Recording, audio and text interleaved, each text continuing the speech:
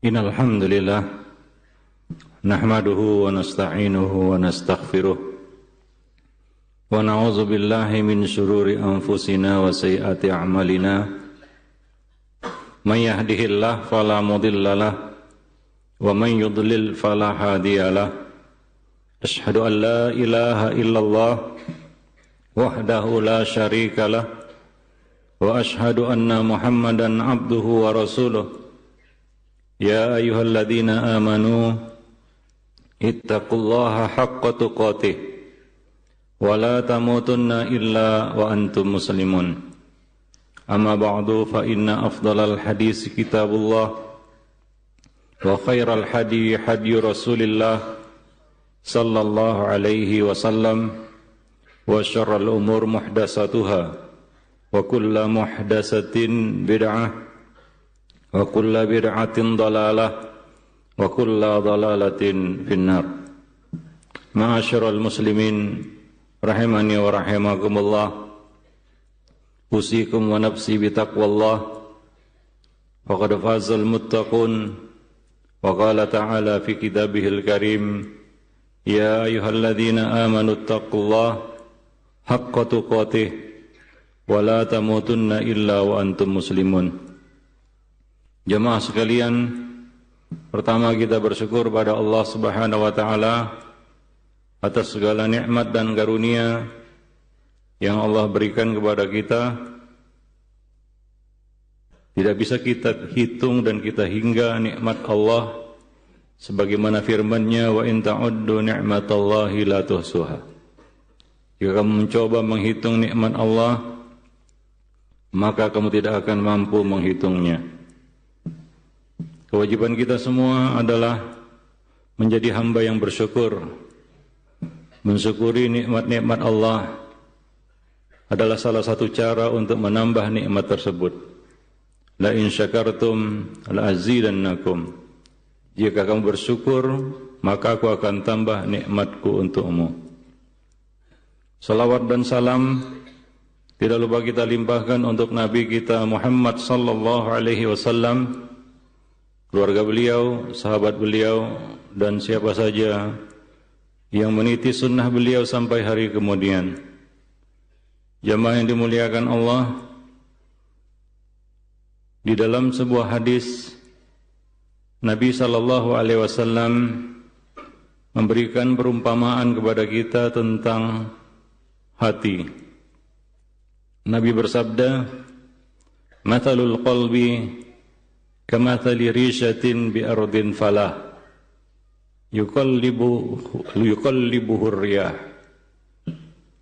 Perumpamaan hati ibarat sehelai bulu yang diletakkan di padang pasir yang luas, lalu diterbangkan angin, dibolak-balikkan angin. Hadis ini menjelaskan kepada kita bagaimana kondisi hati manusia. Ibarat sebuah bulu yang ada di tengah padang pasir yang luas.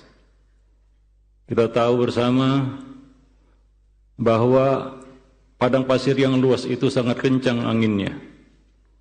Saking kencangnya angin di padang pasir ini, bahkan dia bisa memindahkan bukit pasir. Begitu kencang dan kuatnya angin di padang pasir itu. Kalaulah sebuah bukit pasir saja bisa pindah tempat karena hembusan anginnya, bagaimana nasib sehelai bulu? Tentu dia akan terus bergerak, tidak bisa diam, berbolak-balik. Begitulah kondisi hati manusia, terus berbolak-balik. Maka dari itu orang Arab mengungkapkan hati itu dengan qalb, karena dia selalu berbolak-balik, yataqallabu. Dan kalau kita lihat sebuah bulu di padang pasir itu, kalau kita tidak tangkap dan kita tidak pegang, maka dia akan mengikuti kemanapun angin berhembus. Dia tidak akan tetap di satu tempat. Dia tidak akan bisa istiqomah di satu tempat. dia akan melayang pergi entah kemana. Bahkan kita tidak akan bisa mengikutinya. Itulah hati yang tidak dipegang. Bagaimana seandainya bulu yang berada di tengah padang pasir ini kita pegang? Apa yang kita saksikan? Apa yang kita lihat pada bulu ini? Dia tidak terbang kemana-mana, tapi dia tidak bisa berhenti diam. Dia terus bergerak karena angin terus berhembus. Begitulah kondisi hati manusia. Walaupun kita menggenggamnya, kita mengendalikannya, kita menjaganya, namun hati itu tidak pernah diam. Karena musuh kita, iblis, dan bala tentaranya tidak pernah membiarkan hati kita kosong, dan tidak pernah membiarkan hati kita tenang, tidak pernah membiarkan hati kita diam. Dia terus bergerak. Begitulah kondisi hati manusia. Bagaimana pula jika hati ini tidak dijaga? Hati ini kita lepas seperti sebuah bulu tadi yang kita lepas di padang pasir, dia akan hilang dari pandangan. Seperti itulah kondisi hati. Hati yang dilepas oleh pemiliknya maka akan tersesat. Dia akan pergi entah kemana, hilang dari pandangan. Kalaupun kita pegang hati itu, dia terus bergerak, tidak bisa diam. Inilah permisalan yang Nabi buat tentang hati. Hati siapa saja? Hati manusia. Hati kita bersama. Para jemaah yang dimuliakan Allah. Oleh karena itu, perhatian terhadap kehidupan hati itu jauh lebih penting daripada perhatian terhadap kehidupan jasmani. Ada beberapa alasan kenapa kehidupan hati itu lebih penting untuk kita perhatikan. Ini masalah penting dan lebih penting. Bukan kebutuhan jasmani tidak penting kita cukupi. Kita tidak mengatakan seperti itu. Kebutuhan jasmani juga merupakan hak yang harus kita penuhi. Tapi kita berbicara di sini tentang mana yang lebih penting. Kita membicarakan skala prioritas. Apa yang diprioritaskan oleh seorang hamba dalam hidupnya? Apakah kehidupan hatinya atau kehidupan jasmaninya? Para jamaah yang dimuliakan Allah, ada beberapa alasan kenapa kehidupan hati itu jauh lebih penting. Pertama adalah untuk rezeki jasmani. Allah sudah jamin siapa saja, baik si muslim maupun si kafir, Allah jamin rezeki jasmaninya. Wa ma min dabatin fil ardi illa 'ala Allahi rizquha. Tidak ada satupun makhluk yang berjalan di bumi Allah ini melainkan Allah telah jamin rezekinya. Ini umum, berlaku untuk siapa saja. Bahkan orang yang paling durhaka kepada Allah sekalipun, ia tetap dijamin rezeki jasmaninya. Tapi tidak dengan rezeki rohani, tidak dengan kebutuhan rohani. Hidayah tidak Allah berikan kepada siapa saja. Allah memberikan hidayah yang mana itu merupakan kebutuhan rohani, makanan rohani. Rezeki rohani itu tidak diberikan kepada semua orang. Hanya orang-orang yang Allah pilih untuk mendapatkan hidayahnya. Allah mengatakan di dalam Al-Quran, innaka la tahdi man ahbabta, walakinna Allah yahdi man yasha. Engkau tidak bisa memberikan hidayah kepada orang yang kamu cintai, tapi Allah memberikan hidayah kepada siapa yang dikehendakinya. Hanya orang-orang tertentu yang Allah kehendaki untuk mendapatkan kebutuhan rohaninya, yaitu hidayah, yaitu ilmu.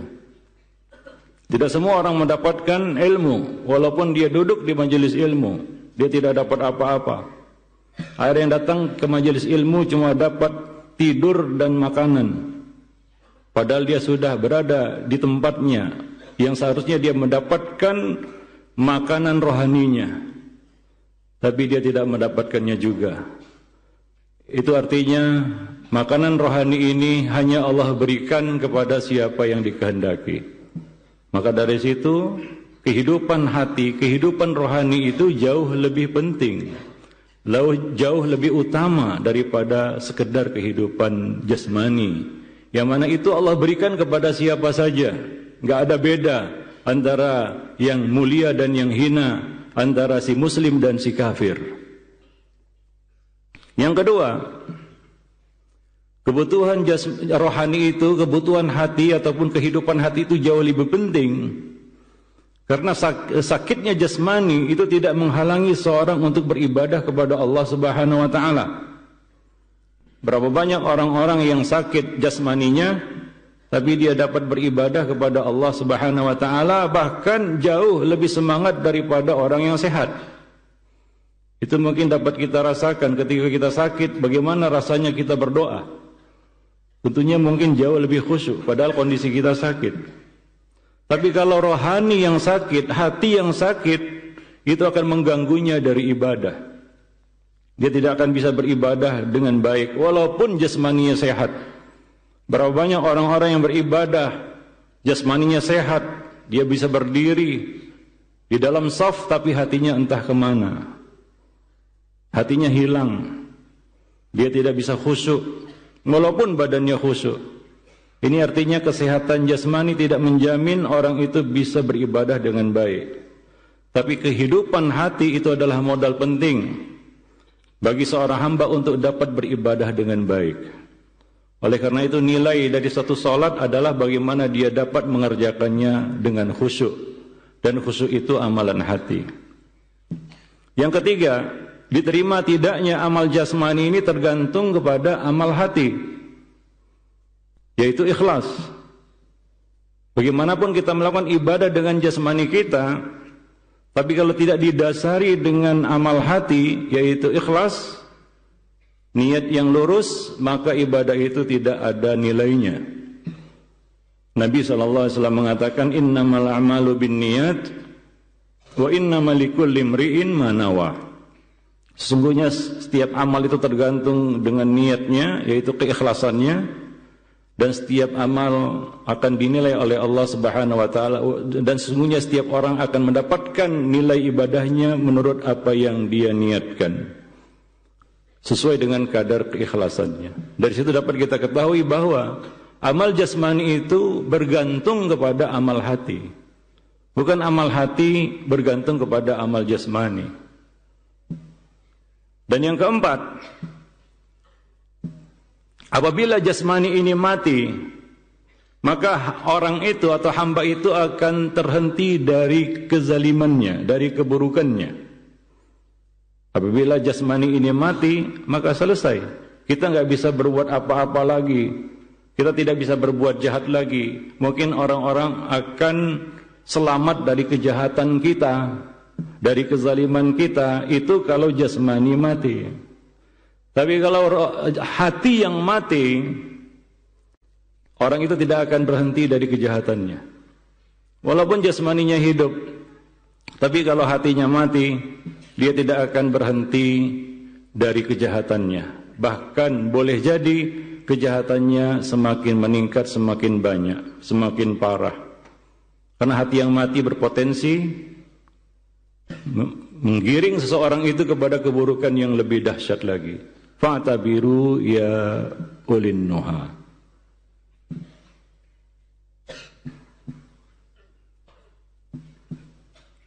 Alhamdulillah, salatu wassalamu ala Rasulillah wa ala alihi wa ashabihi wa mawalah wa ba'd. Oleh karena itulah para jemaah yang dimuliakan Allah, hukuman terberat, hukuman terbesar atas seorang hamba di dunia adalah Allah mengunci mati hatinya. Bukan hukuman jasmani. Berapa banyak orang-orang yang Allah hukum jasmaninya, itu membuat dia taubat kepada Allah, bahkan dia memperbaiki hatinya. Tapi kalau hati yang sudah dihukum oleh Allah Subhanahu wa taala, ini merupakan adab terberat yang diterima oleh seorang hamba di dunia. Jasmaninya hidup, tapi hatinya Allah kunci mati. Seperti orang-orang kafir yang Allah katakan, sawa'un 'alaihim andartahum am lam tundirhum la yu'minun. Sama saja, diberi peringatan, tidak diberi peringatan, mereka tidak beriman. karena hati mereka sudah dikunci mati. Seperti orang-orang Yahudi yang mendeklarasikan diri mereka sendiri dengan mengatakan wa qalu qulubuna ghulf. Mereka mengatakan hati kami sudah mati. Bayangkan orang-orang yang masih hidup di dunia, tapi Allah vonis hatinya sudah mati. Ini adalah hukuman terberat. Para jemaah yang dimuliakan Allah, maka coba lihat beberapa orang yang Allah Subhanahu wa taala kunci mati hatinya, seperti Firaun yang Allah kunci mati hatinya, dan dia baru melihat kebenaran itu, padahal sudah banyak tanda-tanda kekuasaan Allah berikan kepadanya melalui nabinya Musa dan Harun. Tapi Firaun ini tidak kunjung beriman kepada Allah, hatinya terkunci mati. Dan ketika dia sudah melihat kematian di depan matanya, barulah dia mau beriman kepada Allah Subhanahu wa taala, tapi sudah terlambat. Ini adalah suatu hukuman yang terberat bagi Firaun, yaitu ketika dia sudah melihat kebenaran itu tapi tidak ada lagi jalan kembali. Tidak ada lagi kesempatan, peluang untuk beriman kepada Allah Subhanahu wa taala. Tinggallah penyesalan, dan penyesalan itu adalah hukuman terberat bagi hati. Dan coba lihat juga Abu Lahab yang Allah turunkan sebuah surat berkaitan dengannya. Disebutkan namanya di dalam Al-Qur'an, tabbat yada abi lahabi wa tab ma aghna anhu maluhu wa ma kasab sayasla naran dzata lahab. Allah vonis Abu Lahab masuk neraka sementara dia masih hidup. Tapi Allah kunci mati hatinya, tidak beriman sampai dia mati. Inilah hukuman terberat bagi seorang hamba, yaitu Allah matikan hatinya. Maka Allah Subhanahu wa taala mengatakan di dalam Al-Qur'an, afalam yasiru fil ardi, tidakkah mereka berjalan di muka bumi? Fatakuna lahum qulubun yaqiluna biha wa adhanun yasma'una biha, hingga mereka memiliki hati yang dapat memahami dan memiliki telinga yang dapat mendengar. Walakin la ta'mal absar walakin ta'mal qulubul lati fis sudur. Akan tetapi yang buta itu bukanlah mata kepala, tapi yang buta itu adalah mata hati. Al-qulub allati fis sudur, itu yang buta. Inilah hukuman terberat bagi seorang hamba di dunia, yaitu Allah kunci mati hatinya sehingga tidak bisa lagi membedakan mana yang hak dan mana yang batil. Tidak bisa menerima kebenaran walaupun kebenaran itu didatangkan kepadanya seterang matahari di siang bolong. Ini hukuman yang paling berat atas seorang hamba.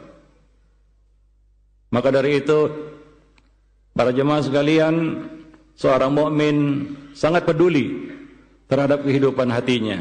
Dia selalu memeriksa. Ini merupakan salah satu bagian dari muhasabah yang harus dia lakukan, yaitu memeriksa kondisi dan kehidupan hatinya. Jangan dia biarkan hati itu sampai sekarat, bahkan mati, hingga dia tidak dapat memperbaikinya lagi.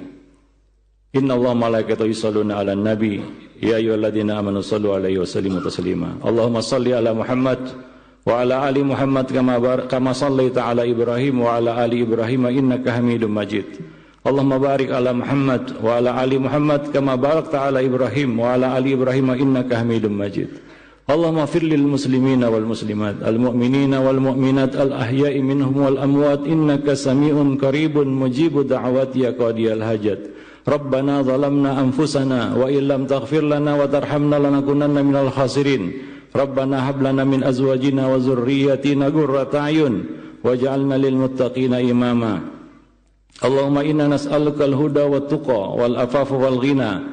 Rabbana afrigh 'alaina sabran wa tawaffana muslimin. Allahumma kfina bihalalika an haramika waghnina bifadlika 'amman siwak. Rabbana afrigh 'alaina sabran wa tawaffana muslimin. Rabbana atina fid dunya hasanah wa fil akhirati hasanah wa qina adzaban nar. Ibadallah rahimakumullah, innallaha ta'ala yaqulu fi kitabil majid wal 'asri innal insana lafi khusr illa alladhina amanu wa 'amilus solihat wa tawasaw bil haqqi wa tawasaw bis sabr wa aqimis shalah.